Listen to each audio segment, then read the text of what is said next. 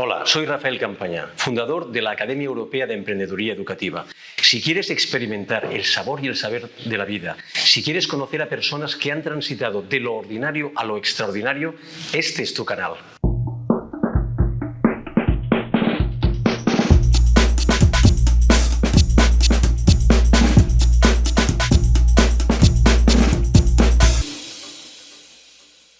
Bienvenidas y bienvenidos a Un Mundo Extraordinario, este canal que ya sabéis que le pone cara al talento, que le pone cara a la creatividad y que le pone cara a esas vivencias y experiencias de personas que, como tú, son extraordinarias. Bienvenidos.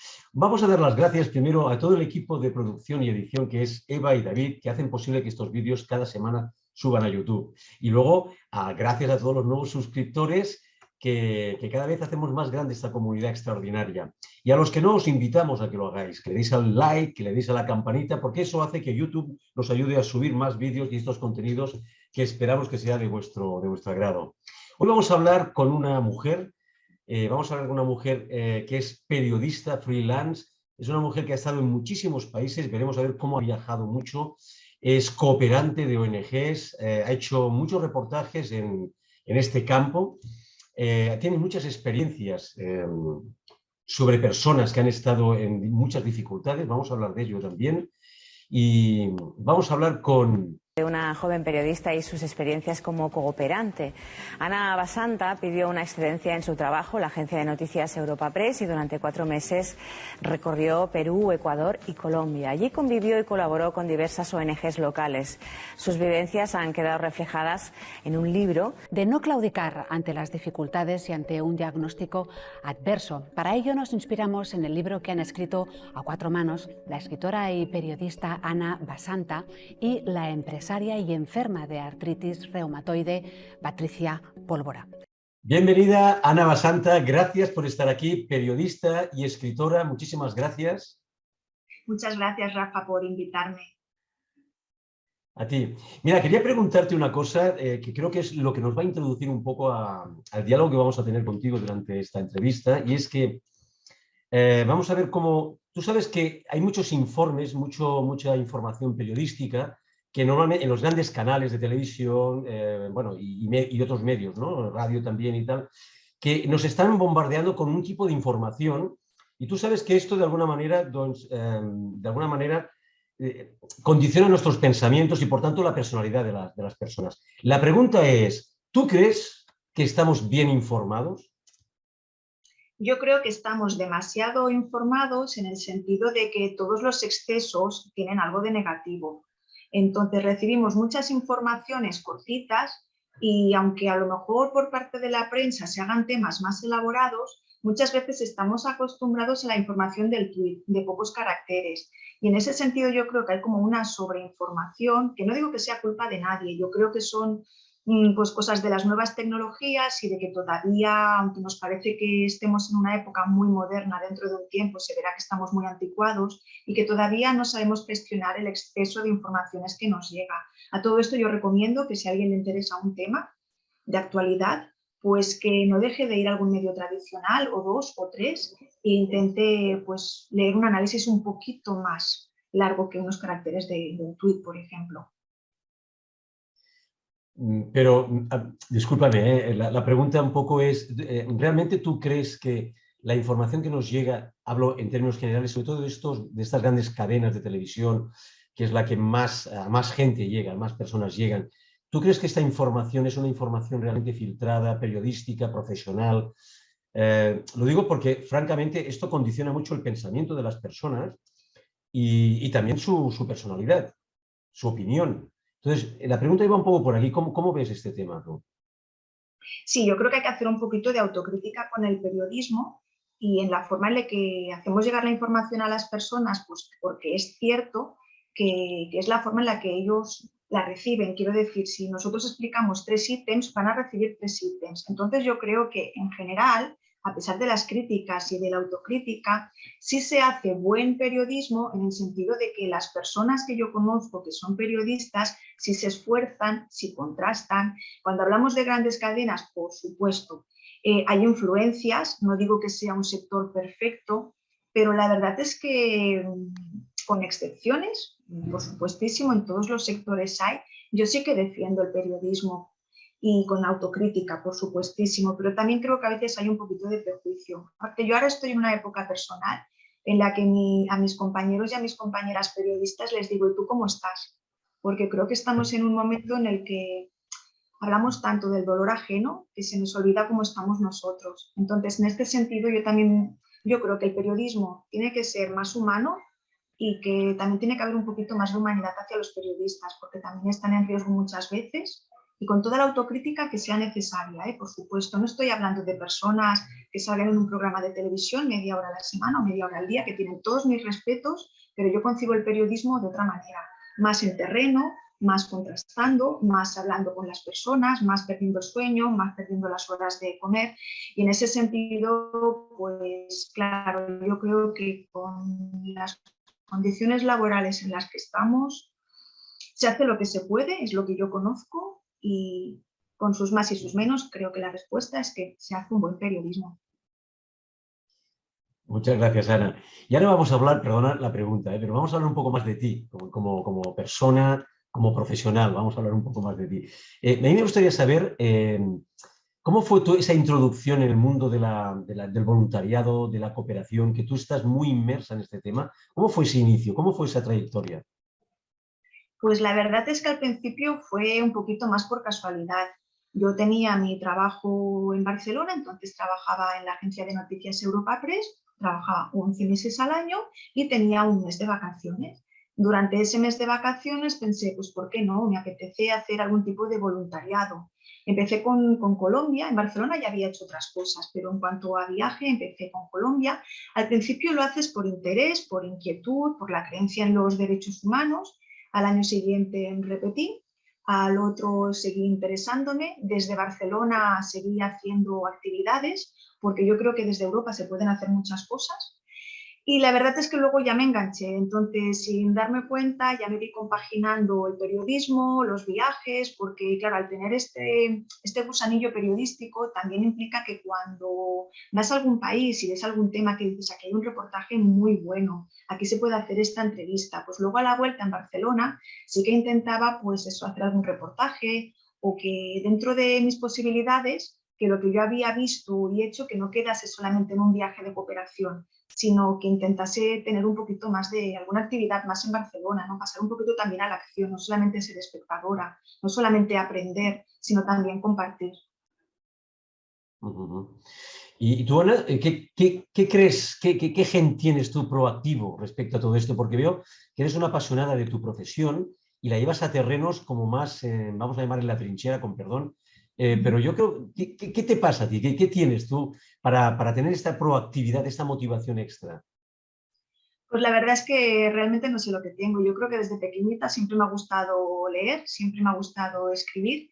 Creo que siempre he sido como una persona como bastante tímida y bastante imaginativa, como con un gran mundo interior. Y creo que eso con los años y a nivel profesional, pues también se va cultivando un poquito, ¿no? No digo que siempre sea así, pero creo que como tendencia podría ir un poco por ahí la cosa. Y también siempre, desde siempre, pues los temas de personas vulnerables o en situación de vulnerabilidad, las injusticias me han molestado. Entonces yo creo que si mi forma de comunicarme con el mundo es escribiendo, porque es como yo mejor me siento, a la hora de escribir y en la medida de lo posible, pues también creo que es de las cositas que puedo hacer más y mejor, implicarme en temas que cada vez conozco un poquito más, intentar dar voz a personas que normalmente no tienen y preguntarles qué quieren, qué les hace falta, qué necesitan, cómo ven un tema. O sea, ser más una periodista con escucha activa y con preguntas que cualquiera se puede plantear que no una periodista superestrella, ¿no? Yo creo que me pongo un poquito como a la disposición de personas que podría ser pues ese caminito entre medio, ¿no? Entre lo que ellos quieren decir y pueden decir y lo que al lector o a la lectora le puede interesar. Creo que con todo lo que estoy diciendo hay un poquito de romanticismo y de utopía en estas cosas, pero la verdad es que, mira, a mí me gusta mucho la frase de Eduardo Galeano, que dice aquello de mucha gente chiquita, haciendo cosas chiquitas, en lugares chiquitos, puede cambiar el mundo. Y a mí me gusta estar en ese lado del mundo.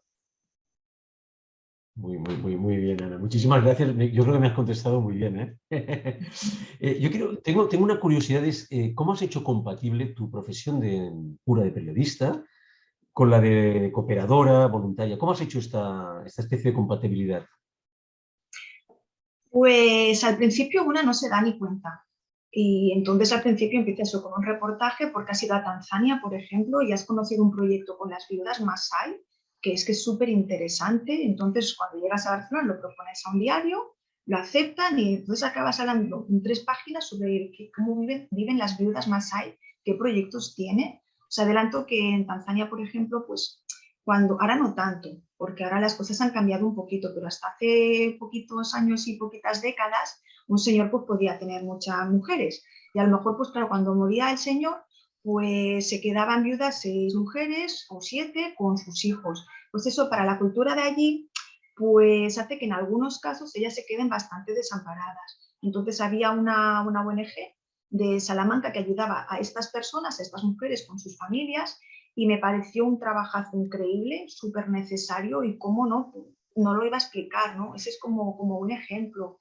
Después también en Colombia, ¿no? Con las comunidades campesinas, ¿cómo no lo vas a escribir si tienes la oportunidad de hacerlo? Digo escribir como otra persona puede ser fotografiar o llevarlo al cine o como cada uno pueda y sepa hacerlo, ¿no? Población civil, entre paramilitares, soldados, guerrilla, narcos, un montón de bichos en la selva.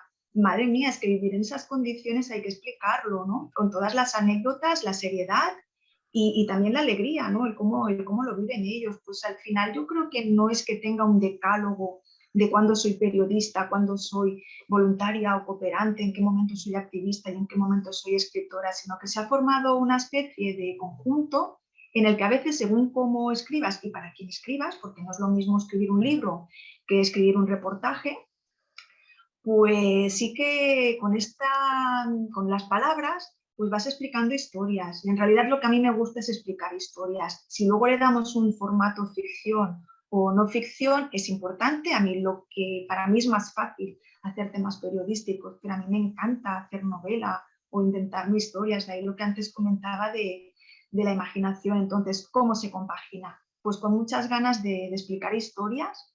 Tengo la suerte de haber conocido a personas encantadoras que en momentos muy críticos te dan esas lecciones de vida, pero no de forma aleccionadora, sino con su ejemplo, ¿no? Pequeños gestos.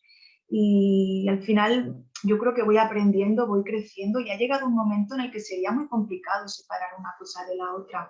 A veces me pasa que a lo mejor estoy con algún movimiento social colaborando en algo y veo que hay una entrevista, la propongo y entrevisto a alguna persona y luego se publica el tema. O a veces me pasa que como periodista voy profundizando en algún tema y luego yo si puedo colaborar de alguna manera, pues en alguna actividad o promocionándola o formando parte, pues también lo hago. No sé en qué momento se separa, sí que se separa, ¿eh?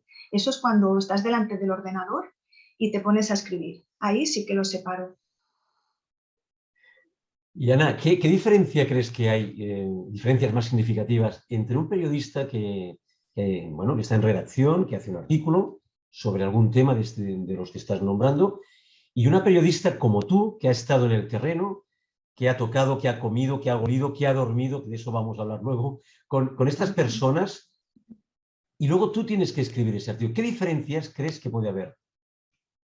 Bueno, primero respeto tanto al trabajo en redacción como al trabajo en terreno, porque todos son necesarios. No podemos estar todos en la redacción ni todos en terreno. O sea, que no me atrevería a decir que uno es mejor que otro. Yo creo que tú lo has explicado muy bien. ¿Qué diferencias hay? Pues cuando yo empecé en el mundo del periodismo, en una agencia de noticias sobre todo, realmente, aunque estaba mucho en la calle en Barcelona, hacíamos mucho en la misma redacción. Entonces, por eso yo creo que el trabajo de edición, cuando a lo mejor te vienen textos de otras personas que lo escriben todo como muy en caliente y luego tú, pues como editor o editora, tienes que ponerle esa profesionalidad que existe, pero que a veces el escribir en caliente también puede hacer simplemente que haya una falta de ortografía y tienen que haber mejor 4 ojos que 2, ¿no? Entonces, yo creo que desde la redacción se vive un poquito más en frío, desde el terreno un poquito más en caliente y que con los años, pues que cuanto más profesional eres, de alguna manera te vuelves, me atrevería a decir, más fría, pero más eficiente, porque no es lo que tú sientes, no es lo que tienes que trasladar que te encantaría. O sea, tienes un montón de vivencias que piensas, si las personas supieran lo que yo estoy viviendo ahora, el mundo cambiaría y sería mejor, pero es que no funciona así, porque esa experiencia es tuya. Entonces, como periodista, yo creo que vas más por objetivos, en el sentido de tengo que, sobre este tema, explicar 3 ítems, no más, porque es que las personas no lo van a leer. Y si no, seamos todos un poquito autocríticos. Vemos un gran reportaje en un diario y ¿cuántas veces llegamos al final? Pues a lo mejor alguna sí, pero yo siempre digo, ¿no?, que llegar al último párrafo, que la gente me lea hasta el final, ya es mi éxito. La mayoría de las personas que yo conozco no leen más allá del tercero o el cuarto párrafo. Entonces yo creo eso, saber dar poquitas ideas bien elaboradas y luego ya habrá otro reportaje para explicar otras cosas. Bien. Ana, para nuestros telespectadores, quiero informar de que tú has estado conviviendo y viviendo en la tribu Masái, en Tanzania, como has comentado anteriormente.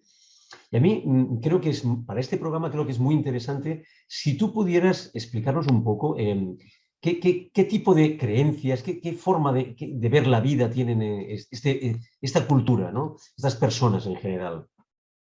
Según mi experiencia, yo tendría que hablar sobre todo de la hospitalidad y de la amabilidad. Y claro, para mí ir a Tanzania y estar con los Masái es lo más exótico que yo he hecho en la vida. O sea, el choque cultural vino desde el minuto cero, el primer día. O sea, realmente nosotras íbamos para estar con una escuela Masái. Voy a explicar un poquito el proyecto. Y digo escuela Masái porque en Tanzania sí que hay la educación básica, es gratuita, y ya pues se aprende swahili e inglés, pero la lengua ma, que es la lengua de los Masái, por ejemplo, pues la escuela no nos enseña. Y entonces hay como mucha parte cultural, lingüística, que está bien no perderla, y con las escuelas es una forma de hacerlo, especialmente en sitios donde tienen pocos recursos y las familias tienen problemas para comprar. Ya no que los niños asistan y las niñas a clase, sino para comprar el material, para comprar el uniforme. Será un tema más escolar. Pero es que el primer día que yo fui al poblado, pues es que no había escuela. Había una ceremonia que para ellos es muy importante y para mí lo es importante porque si para ellos lo es, para mí también. Lo que pasa es que yo no lo entendía como una fiesta tal, ¿no? Entonces, pues yo llegué después de unas cuantas horitas en un jeep. Quiero matizar que están los Masái cerquita de los safari que van a ver los turistas, que es una opción, y luego los Masái de los que yo estoy hablando ahora, que las ceremonias no son porque vaya un turista y de unos euros o unos dólares, sino porque realmente son así. Bueno, pues entonces yo me encontré con la ceremonia de la circuncisión. Y digo, pues muy bien, fantástico. Entonces, pues éramos parte de las invitadas, pues muy agradecida, muy sonriente. Realmente vi que iban con estas vestimentas rojas, azules, a cuadros, con sus varas, con aquellos saltos que se ven por la tele. No es mentira, es verdad, o sea, saltan muy alto, con sus cánticos, realmente fue un lujazo. Vi a los niños después de practicarles la circuncisión, pero el tema fue la comida. Porque había una vaca, entonces pues cortaron la vaca a trozos y cada uno se comía el trozo de su plato, ¿no? Entonces tú estás como preparada para los derechos de las personas, para los derechos humanos, para los derechos de la educación, para los derechos de los niños, pero es que yo no estaba preparada para que me tocara la parte de los hijos ahí con sus bigotillos, ¿no? Entonces, claro, hay estas cosas, como que ellos son súper hospitalarios, te lo hacen, encima hablan contigo, bueno, hablan contigo, ríen y sonríen contigo, porque sí que había una persona, normalmente en la escuela, pues que nos hacía como de intérprete, pero en ese momento, pues yo me senté con una persona, porque me indicaron siempre ese usted ahí, y con una señora unos señores que no hablaban ni inglés ni por supuesto español, y nada, sonreíamos y yo estaba con el plato acercándome a la boca y no me lo pude comer. Me supo un poquito mal, ¿no? Porque es eso, a veces uno está súper preparado para los derechos humanos por firmeza, por creencia, y luego estas cosas tan sencillas te quedas como tan pequeñita, ¿no? Entonces, qué curioso, porque personas tan hospitalarias, querer compartir con ellas, pero realmente ahí sí que no pude. Yo creo que si estuviera en un programa de la tele de aventureros, podría hacer muchas cosas, podría pensar fríamente en situaciones de mucho riesgo, pero no me podría comer ahí un hocico de un animal. Es muy extraño para mí, ¿no? Y esto que dices, uy, pero si me la presentaban como una chica tan aventurera, bueno, pues también soy humana, también tengo mis cosas. Y ahí podría hablar. Yo soy muy de ciudad también. Yo creo que uno de mis méritos no es tanto irme, sino como una persona tan de ciudad, hace estas cosas, ¿no? Pues sí, por creencia, porque creo que los niños y las niñas tienen que estudiar en todos los lugares del mundo y por muchísimas cosas, por muchas comunidades que deberían vivir en paz en la medida de lo posible. Ojalá hablaba de los derechos humanos, ¿no? Yo creo que la Declaración Universal de los Derechos Humanos es uno de los textos más light, más sosos que he leído en mi vida, pero ojalá se cumpliesen. Porque si todos los estados que lo han firmado lo cumpliesen, pues no desaparecerían los problemas, pero por lo menos sí, muchísimas guerras y viviríamos todo mucho mejor. Y volviendo a Tanzania y los Masái, no era un lugar en guerra, pero sí que es un lugar en el que no tienen la oportunidad, las igualdades que tenemos en otros lugares, la tendencia a igualdad, ¿no?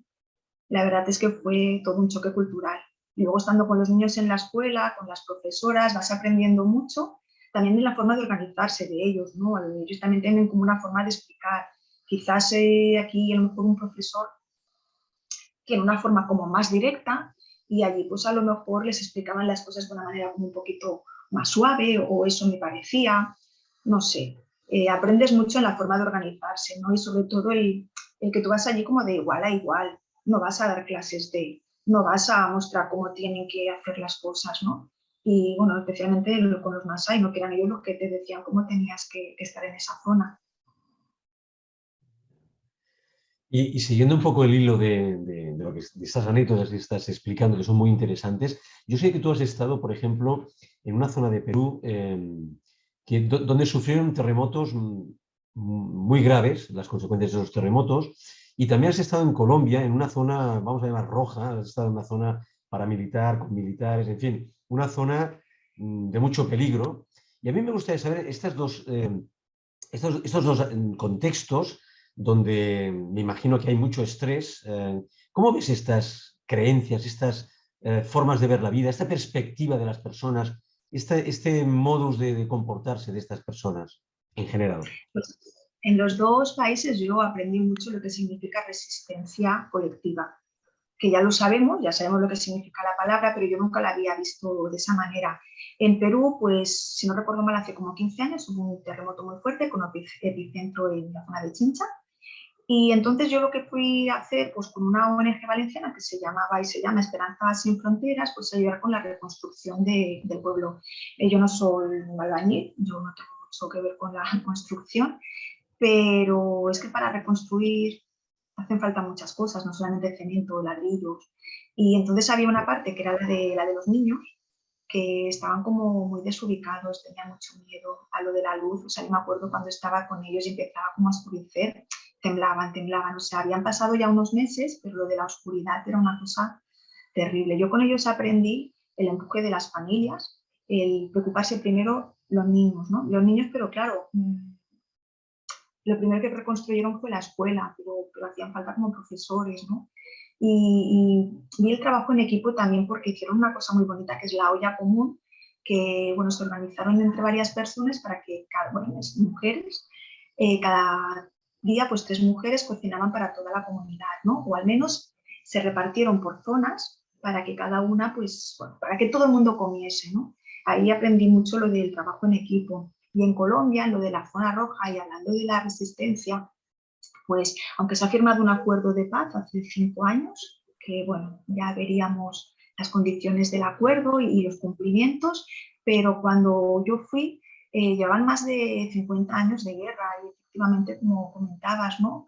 Con militares, con paramilitares, con guerrilla, ¿no? Pues cómo se viven esas circunstancias, pues esa resistencia pacífica, o sea, reclamando sus tierras y una vez y otra vez y otra vez. Yo me acuerdo, por ejemplo, que había mujeres que hacían huertas comunitarias, también para la comunidad, o sea, no era una cosa individual, ¿no? Y la verdad es que, bueno, algunas veces venía el tigrillo y se acababa con las huertas. Lo intentaron hacer con las gallinas también, se comieron las gallinas. Luego otra vez funcionó, pero el ejército fumigó y en principio para acabar con la coca, pero la coca es una planta muy fuerte y no acabaron con la coca, pero volvieron a acabar con las gallinas. Entonces, pues un proyecto no funcionaba y iban con otro y hablaban entre ellos.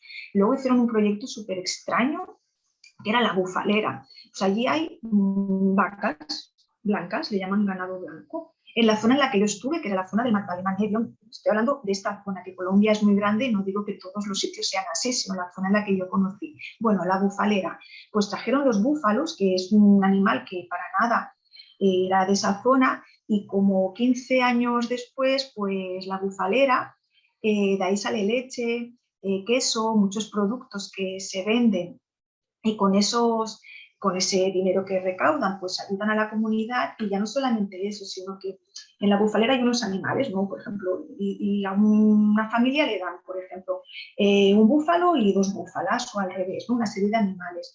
Pues dentro de unos años, esa familia tiene que devolver el mismo número de animales, pero mientras tanto ya han tenido como su incipiente granja.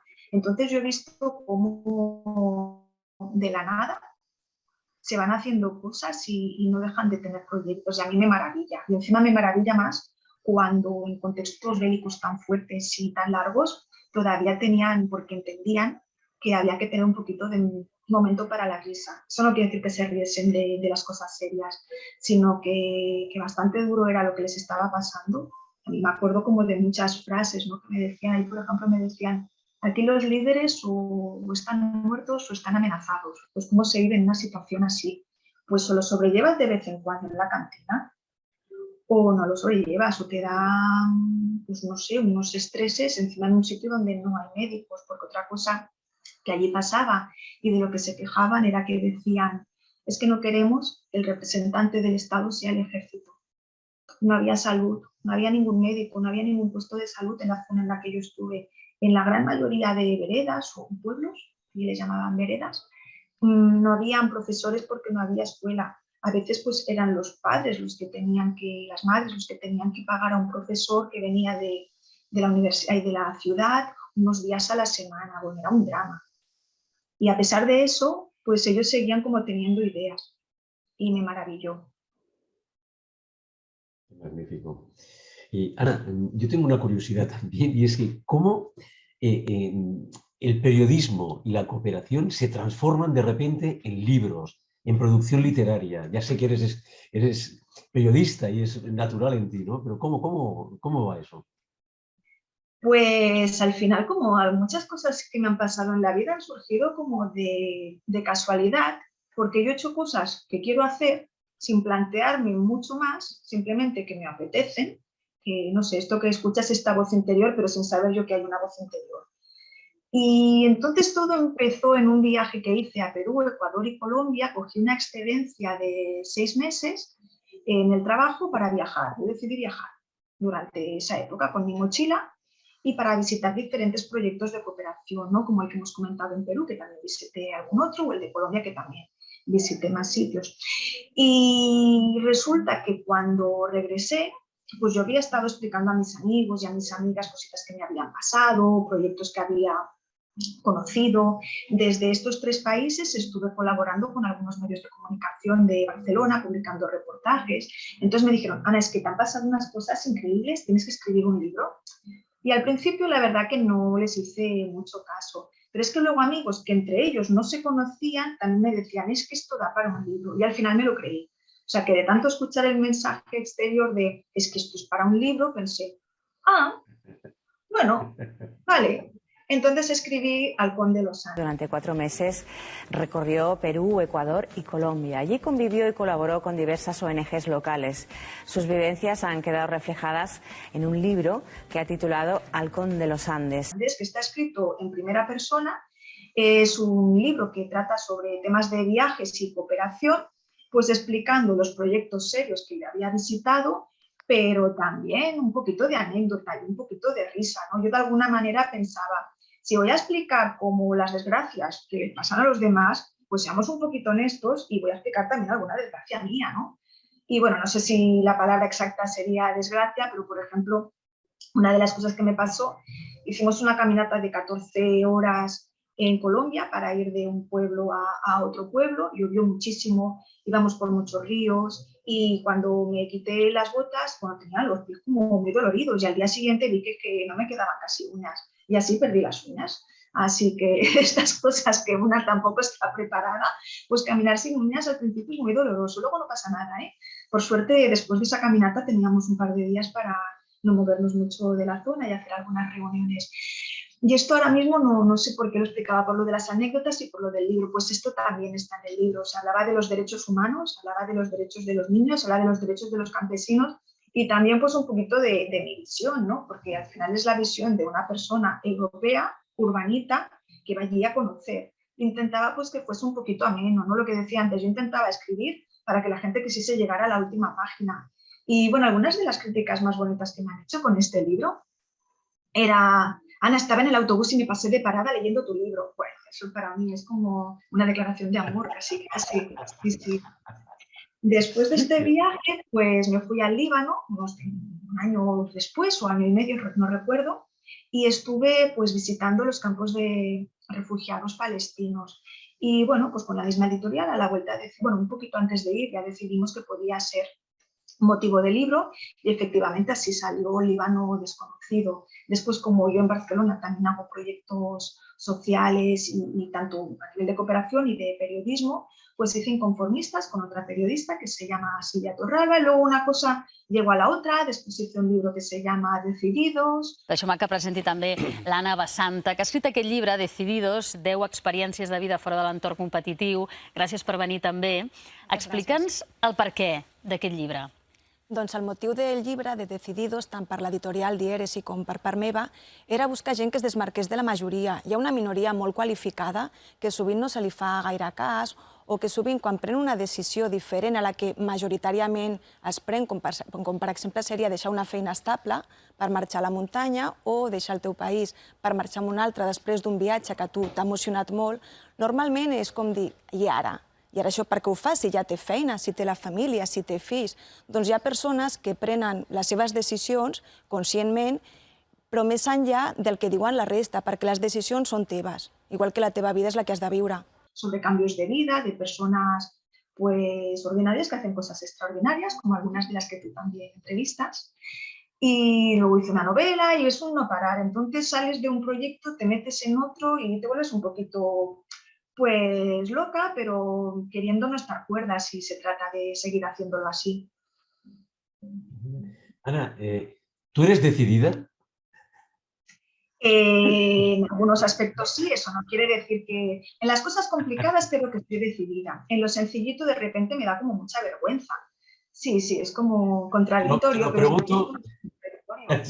Te lo pregunto porque es el título de tu libro del que me gustaría que habláramos un poco, que habla sobre personas que realmente son muy decididas porque han hecho un cambio, un giro de 360 grados en su vida y sin hacer spoilers, por favor, pero sí me gustaría que lo comentaras este libro, por favor. Sí, hablo de 10 experiencias diferentes de personas que han hecho un giro a su vida fuera de un ambiente competitivo. Son personas que se han escuchado a ellas mismas, que han prescindido de las opiniones mayoritarias y que han hecho básicamente lo que con formación y pensándoselo y recapacitando han hecho lo que han querido. ¿Qué quiere decir esto? ¿No? Tan fácil de explicar. Por poner algún ejemplo y algún caso de una persona que estaba en una entidad bancaria con un cargo de mucha responsabilidad, le iba muy bien la vida, estaba en Barcelona con una buena casa, un buen empleo, un buen sueldo, una cosa con la que su familia, padres, se sentían muy orgullosos de su hija, ¿no? Pero es que ella llevaba haciendo yoga durante un tiempo y resulta que lo que realmente le gustaba era hacer yoga, lo que le daba la vida era hacer yoga y cada vez era más yogini y menos financiera, hasta que le propusieron un proyecto que le aburrió muchísimo, pero que era muy importante para esa entidad. Hizo el proyecto y después del proyecto lo dejó así. Y de sí, ¿qué ha pasado? Pues que se llama Xuan Lang, es una de las profesoras de yoga de referencia y más conocidas actualmente. No es que sea un spoiler, es que ella es conocida. Entonces, pues realmente es uno de los ejemplos de los que habla este libro, pero también habla de personas como más anónimas, ¿no? Y no solamente son personas solteras, más o menos jóvenes, ¿no? Sino que hay tipos de todo género y edad. Por ejemplo, hay una familia que cuando eran jovencitos, porque ya han pasado unos años, cuando eran más jóvenes, pues decidieron que, aunque vivían en Barcelona y también empleo seguro, casa en propiedad, buen sueldo, 2 niños pequeños, y los remarco porque muchas veces hay personas que me dicen, claro, es que la gente puede hacer estas cosas, estos cambios en su vida porque no tiene niños. Puede ser que sí, pero puede ser que no, que a veces también a las criaturas se les pone como excusa y que cada uno decida si es cierto o no es cierto. Yo no tengo ni la acusación ni la respuesta, o sea, sino que a veces ocurre y a veces no. Pues esta familia, básicamente lo que les pasó es que, claro, madres, suegras, pero ¿cómo os vais? Con los niños pequeños. O sea, ellos eran como el sueño de cualquier familia joven, ¿no? Pues decidieron que no, que ellos se querían ir a los Pirineos precisamente pues, por los niños, porque querían que viviesen en un ambiente más de naturaleza. Bueno, pues les pasaron muchas cosas en la vida, cambiaron de oficio varias veces, pero siguen estando en los Pirineos. Los niños ya son adolescentes, ya están muy contentos de vivir en la montaña. Y bueno, la verdad es que hay muchos casos, ¿no? Hablamos también de personas que a raíz de un viaje pues le cambió la concepción del mundo y a la vuelta ya no fueron las mismas. En algunos casos fueron al país al que habían viajado y ahí hicieron su vida, o en otros al llegar a su ciudad decidieron que no, que su vida tenía que ser otra cosa. También a veces hablamos de casos en los que no siempre uno es tan decidido porque tiene mucho empuje, sino que a veces es la vida la que por problemas diversos te obliga a cambiar, ¿no? Como por ejemplo tener una enfermedad crónica. Pues que te diagnostiquen una enfermedad crónica, que tenga mucho dolor, por ejemplo, que sea, llamémosle, incapacitante, ¿no? Que no te permita hacer algunas cosas, es pues un jarro de agua fría. ¿Y cómo lo asimilas esto? Pues a corto plazo yo creo que no conozco a nadie que lo haya asimilado. Pero a medio plazo y a largo plazo sí que puedes, no sé cómo se hace porque a mí no me ha pasado y espero tener que explicarlo solamente. Pero lo que sí que he visto es que a medio plazo las personas piensan que muchas cosas, pero una que son más que una enfermedad, que tienen muchas capacidades y que pueden hacer muchísimas cosas, ¿no? Y también hablamos de estos casos, de cómo uno se enfrenta a la vida, porque tú no puedes elegir ni la enfermedad, ni el medicamento, ni la intensidad del dolor, pero tú puedes elegir cómo afrontarte, ¿no? Quieres ir de víctima, que ahora lo digo y suena como muy duro, pero sí que hay personas que se agarran al estoy enfermo, ¿no? Luego hay otro tipo de personas que se agarran a hacer como si no pasara nada, pues claro que está pasando, porque quieres que tu vida sea como antes, pero tu vida no va a volver a ser como antes, pues afrontarse a eso también se necesita una supercapacidad de decisión para elegir tú cómo quieres convivir con esta enfermedad, por ejemplo. Y la verdad es que tenemos algún caso que puede parecer muy triste lo que estoy diciendo ahora y para mí es de los casos más optimistas que he leído con Patricia Pólvora, que es la persona en la que estoy pensando. Ella tiene artritis reumatoide y causamos una enfermedad que causa mucho dolor. Repercute sobre todo en las articulaciones, en las manos. Ella, por ejemplo, desde lo más cotidiano, pues lo que antes era beber un vaso de agua, pues ahora es beber un vaso de agua. Ahora necesita 2 manos, ¿no? Para hacerlo, para que no se le caiga. Esto es como un ejemplo muy cotidiano, ¿no? Pero el vestirse, el caminar, el subir a un autobús, ¿no? Pues como el tener un hijo. Yo me acuerdo que una de las cosas, a ella le dijeron que no podría, ¿no? Tener niños biológicos. Al final pudo, pero lo que le preguntó la médico es, ¿cómo quieres tener un hijo si no vas a poder levantarlo de la cuna? Y entonces, pues claro, como ella aceptaba que su hijo ha crecido de forma muy sana y ha dado sus pasos, pues lo daba con personitas que no era ella, porque ya no podía sujetarlo. Eso también es como un reset importante, ¿no? Cómo ir al parque con tu niño pequeñito, pues implica que mejor que vayas con alguien, porque si se cae, que es lo que hacen los niños y las niñas en los parques, pues a lo mejor no siempre puedes ir a ayudarlo tú. Entonces, ¿cómo te enfrentas a eso? Pues también está muy bien, ¿no? El decir, bueno, mira, pues qué bien que tengo apoyo. Y yo creo que, aunque a veces no son cosas tan drásticas, todos tenemos momentos que no nos esperamos y que tenemos que afrontar.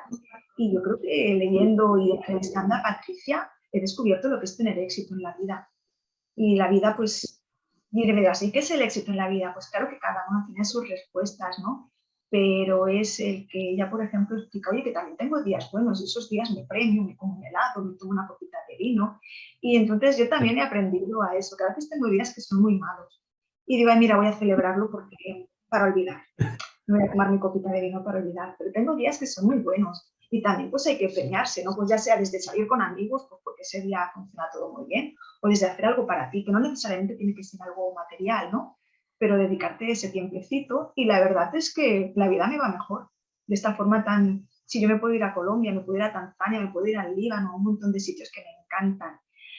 Pero si no supiese valorar el café que me tomaba en Colombia, allí le llaman el tinto, ¿no? Ahora estoy pensando en Doña Marina, por decir algo, que es una mujer encantadora, pues no tendría sentido, ¿no? Si no recordase a las señoras de las viudas Masái, ¿no? Que veía cómo hacían esos abalorios, esos collares y tal, y no disfrutase estando con ellas, pues de poco serviría que yo viese a una tribu tan exótica para mí, viéndoles con sus danzas tradicionales, ¿no? Entonces yo creo que una de las cosas que me hacen seguir es que creo que soy una persona muy afortunada por vivirlo y por valorarlo. Wow, Ana. Lo que estás haciendo es describir la vida y que la vida es un regalo y tenemos fecha de caducidad y muchas personas pasan por aquí y esto lo obvian. Y esto que estás comentando es muy, muy interesante. Yo, siguiendo un poco este hilo de la conversación del libro de Decididos, has conocido este tipo de personas que han hecho este giro, como comentaba antes. ¿Tú qué valores y qué creencias, sobre todo en estas personas, ves un poco como hilo conductor en ellas, si es que existe ese hilo conductor? Sí, yo creo que aunque cada caso es particular y único, sí que tienen como algunas características comunes. Yo creo que, aunque es normal que todos tengamos miedo alguna vez, nunca deciden con miedo. O sea, lo del miedo es una cosa que de vez en cuando, pues, bueno, somos humanos, no hace falta que siempre tengamos el decálogo de cómo hacer todas las cosas bien, pero a la hora de tomar decisiones prescinden de eso. Después saben reconocer que si quieren hacer un cambio en su vida es porque la vida actual no les satisface, con lo cual el cambio te puede salir bien, te puede salir regular, pero siempre va a ser bueno en el sentido que lo que tienes es lo que no te gusta, así que vas a lanzarte a lo que te gusta y evidentemente van a haber pros y contras, pero es que si te quedas como estás, seguro que hay contras. Después también hay una cosa que me gusta mucho de las personas que he entrevistado, tanto en Decididos como en algún otro trabajo que he hecho. A mí a veces me gusta preguntarles cosas como sencillitas, ¿no? Como, ¿valió la pena?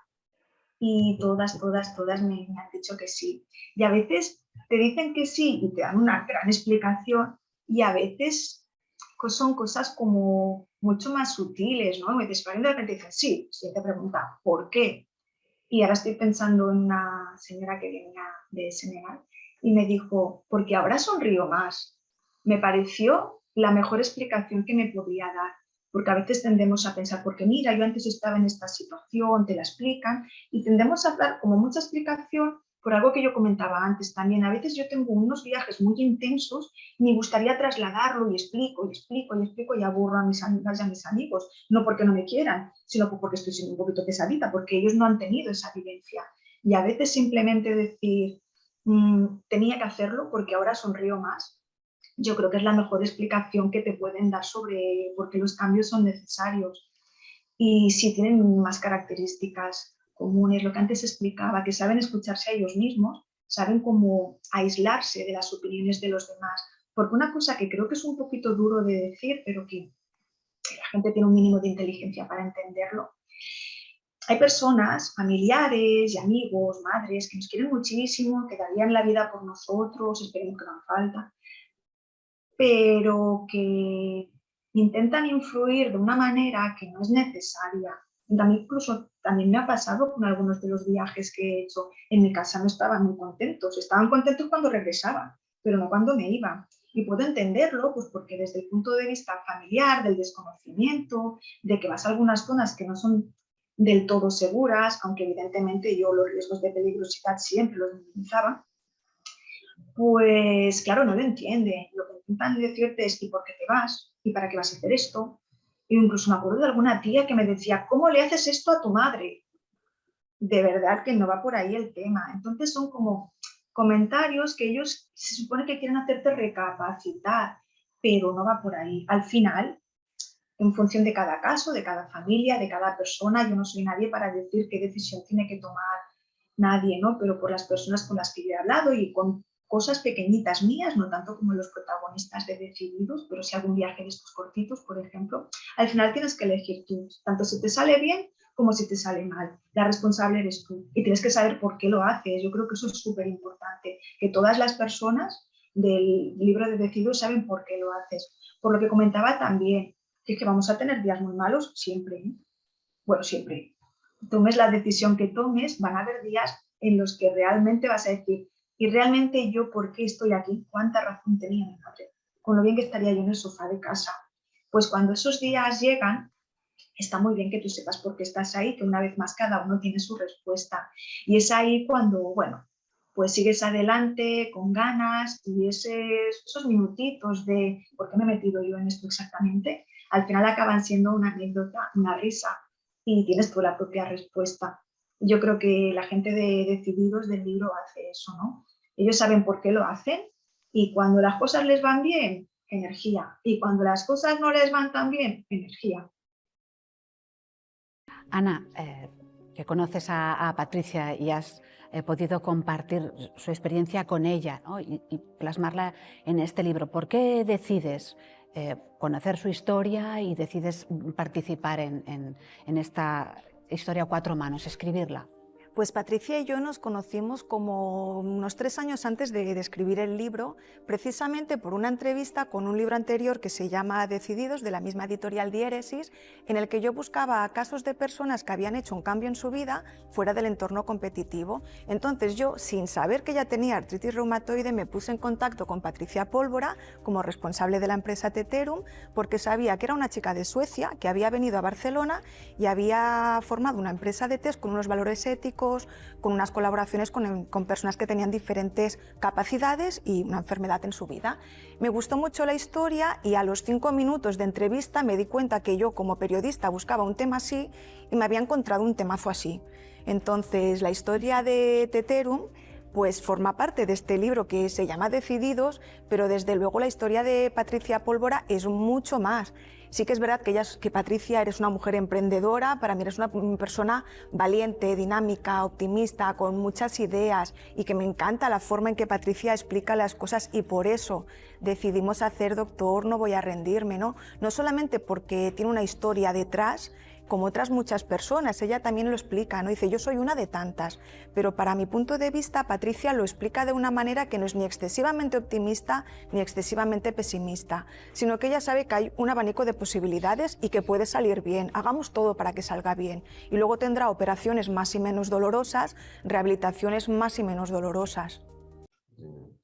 Ana, tú que has estado en muchos sitios diferentes, quería hacerte una preguntita que es subjetiva y tú, por favor, si puedes compartir tu opinión al respecto, ¿no? En estos lugares que desde nuestro punto de vista, como tú has dicho, nosotros urbanitas, de país occidental, vamos a llamar país rico, ¿tú crees que estas personas, tanto en África como en Sudamérica que has estado, son educadas? ¿Ellos entienden la educación igual que la podemos entender nosotros en nuestro contexto o la ven desde un paradigma diferente, vamos? Desde mi punto de vista y desde mi experiencia, es mucho mejor que lo que yo me encuentro en Barcelona. O sea, yo el trato que he recibido, tanto cuando, lógicamente siempre hay excepciones, pero la tónica general, yo me he encontrado pues una hospitalidad, una comprensión, un agradecimiento, una amabilidad, que a veces me siento como en deuda, o a veces yo estando en Barcelona, cuando vienen personas de fuera, digo, pero ¿cómo podemos hacer estas cosas si yo me he encontrado todo lo contrario, ¿no? Y a veces me quedo como acomplejada, en el sentido de no he hecho suficiente, yo no he sido lo suficiente agradecida, o que te tratan tan bien que dices exactamente por qué. No hay ninguna intención detrás más que les gusta que estés cómodo en su casa o que les gusta compartir una conversación contigo. A veces pues te hacen preguntas como, no sé, ¿y en Barcelona hay carros? Coches. ¿Cómo son las calles? Y les gusta saberlo, ¿no? O, por ejemplo, a mí me gusta mucho hablar con los niños y con las niñas. Ahora estoy pensando en las niñas en concreto, porque una de las cositas que me ha pasado, que a veces les choca esto de mujer más o menos joven, depende del año en el que haya viajado, soltera, sin hijos, ¿qué le pasa? Entonces, pues a veces las niñas me lo preguntan, porque yo tengo la edad de sus madres, que es que algunas casi ya son abuelas, porque ya tienen a la niña crecidita, pero bueno, cuando la niña es, pongámosle 12, 13 años, ¿no? Muchas veces me dicen, señorita Ana, ¿y usted por qué no está casada? Y a mí me encanta que me hagan esas preguntas, porque yo nunca digo que es mejor una cosa o que es mejor la otra, pero sí les planteo un punto de vista sin querer ser referente de nada ni de nadie, pero que es un punto de vista tan válido como el contrario, ¿no? Y de explicarles, y a veces les preguntaba, en plan, pero ustedes, ¿para qué creen que sirve un marido? Y claro, se quedaban como diciendo, entonces me explicaban cosas, digo, pero es que yo todo eso ya lo hago, yo no necesito a un marido para eso. Y luego, claro, también tienes que ser un poquito, por un lado, provocadora y por otro lado, entender su cultura, ¿no? Y les decía que no, que están muy bien los papás y las mamás, pero hay otro tipo de familias también, porque si, por ejemplo, un día el papá no está, pues siguen siendo una familia. Entonces, era como mi forma de explicarles, ¿no? Pero aquella pregunta, digo, ¿para qué lo necesito? Y entonces me daban sus respuestas, digo, pero si es que yo todo eso ya lo hago. Y bueno, era gracioso porque no lo hacíamos desde una clase seria, sino que lo hacíamos desde conversaciones, ¿no? Y sí, me gusta también la confianza que se crea, en, pues tanto ya digo, en viajes de, lógicamente, yo no he hecho viajes tipo circuito turístico de subir y bajar del autobús, que quien lo haga es fantástico, todas las formas son buenas si una las elige, pero incluso en viajes pues más de turismo, depende del viaje, porque no siempre estás con las ganas de conocer a la gente o con la oportunidad, ¿no? Pero la verdad es que sí en general me he encontrado que el trato ha sido excelente. Y Ana, tú, ahora que lo has nombrado, en tus viajes de estos de ocio o para desconectar un poco, privados, vamos a llamar, ¿tú qué has aprendido en estos viajes? Porque yo estoy convencido de que tú has ido a viajar, pero has ido a viajar al final vas impregnándote, ¿no?, de esa cultura, de las anécdotas. ¿Qué has aprendido de esos viajes? Los viajes de ocio, ¿no? Por gusto, Sí, por sí, sí, placer. He aprendido a correcto. recargar pilas, es súper necesario. Al principio, cuando empezaba a hacer cosas de voluntariado, me sentía culpable. Cada vez me siento menos culpable porque veo que es necesario. O sea, no puedes, cuando te empapas mucho del dolor ajeno, llega un momento que también es agotador. Entonces necesitas cuidarte, necesitas recargar pilas. Y recargar pilas pues puede ser desde el sofá de casa hasta irte a una isla griega, que lo recomiendo muchísimo, por cierto. Me encanta. De hecho, repetí, o sea, vayámonos siempre a Grecia, por favor, ¿no? Que digo que allí no Me pasen lo voy a cosas tan... apuntar, ¿eh? Que me lo voy a apuntar lo de la isla griega. Gracias. Sí, sí. Y hay más sitios, ¿no? Y ahí he aprendido, pues eso, que el coger fuerza es súper importante para seguir adelante. Y sí, claro que te impregnas, ¿no? A veces te impregnas no siempre por una curiosidad, ¿no? A veces te gusta, a veces simplemente son curiosidades así, ¿eh? No en todos mis viajes son de acción humanitaria, porque también se necesita, como decía, recargar pilas para hacerlo más y mejor. Claro, por supuesto. Ana, es magnífico toda esta conversación que estamos teniendo, pero estamos llegando casi al final ya de la entrevista. Yo quería pedirte, si eres tan amable, de compartir algunos pensamientos, algunas sugerencias, si quieres explicar algún objetivo que tengas a corto plazo, algún otro libro. Este es el momento de poder hacerlo a la audiencia. Sí, pues a corto plazo estoy acabando una novela cortita, que ya veremos cuando se publica o no, ¿no? Está ambientada en los años, la parte más importante, 50, 60, en un lugar del norte de España, y es la primera vez que lo hago, ha sido súper difícil, súper complicado, y quiero seguir por el camino de la novela porque es muy difícil y muy complicado. La verdad es que yo creo que con el tema del periodismo estoy como tan saciada y ocupada que me va de inventarme historias por otro lado. Y sí que tengo bastantes proyectos. No sé si tiraré más hacia la ficción o hacia la no ficción, pero el caso es que con la novela encuentro allí un espacio, es como si intentase encontrar como un equilibrio de todo lo que hago, y entonces intentase potenciar más las historias que yo me invento y por supuesto tienen un fondo social y alguna crítica. Y al final, aunque no ponga la palabra derechos humanos, lógicamente me encanta inventarme una historia de 100 páginas para al final querer decir una cosita. Me encanta. Yo creo que eso, si me permites un poquito, yo creo que es como cuando yo estudiaba en los libros de historia la guerra civil y yo la entendía porque me apasiona mucho la historia. Pero luego leía a Miguel Delibes y entonces vivía la guerra civil y la posguerra sobre todo. ¿No? Ahora estoy pensando en Las ratas, por ejemplo, que creo que la leí demasiado jovencita por eso, ¿eh? Pero me marcó. Yo con ese libro entendí lo que es pasar hambre y sé que yo nunca he pasado hambre. Es decir, no es lo mismo un día que has tenido trabajo. No, yo sé diferenciarlo muy bien y respetarlo muy bien. Creo que si me hubieran explicado en una definición de un diccionario lo que es el hambre, seguiría haciendo mi vida. Pero yo leí ese libro y ya nunca más pude ver igual a las personas que sé que están unos días sin comer. Ana Basanta, periodista, escritora, cooperante y una gran persona, puedo dar fe de ello. Te doy las gracias, creo que nuestra audiencia se ha nutrido mucho de tus comentarios y me gustaría, bueno, si quieres decir la última cosa, porque vamos a dar por terminada la entrevista, Ana. Si quieres comentar hacer algún comentario. Simplemente darte las gracias y espero que alguna de las cositas que haya dicho hayan sido de utilidad para las personas que nos escuchan. Seguramente que sí, seguro que sí. Muchísimas gracias, Ana, y que te vaya muy bien en tu próximo proyecto del libro y otros proyectos que yo sé que tú tienes ahí que no estés velado. Gracias. Gracias.